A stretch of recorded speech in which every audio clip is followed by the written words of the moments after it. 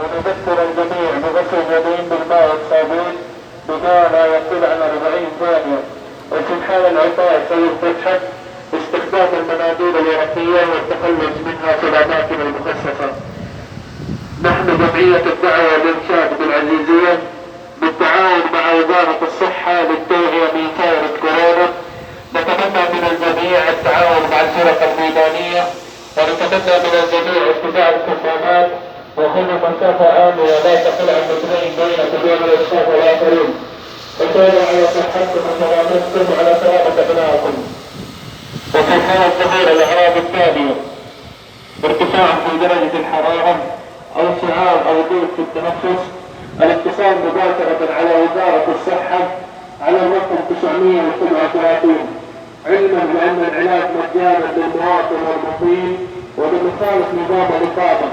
ونذكر الجميع بغسل اليدين بالماء والصابون بما لا يقل عن 40 ثانية. وفي حال العطاس والصحة استخدام المناديل الورقية والتخلص منها في الأماكن المخصصة. سائلين الله جل العلا أن يرفع عنا هذا الوباء.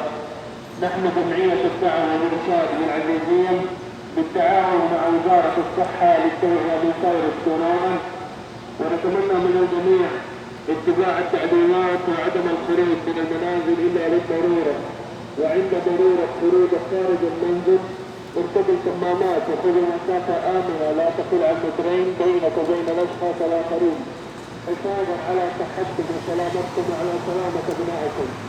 وفي حال ظهور الأعراض التالية: ارتفاع في درجة الحرارة أو سعال أو ضيق في التنفس، الاتصال مباشرة على وزارة الصحة على الرقم 937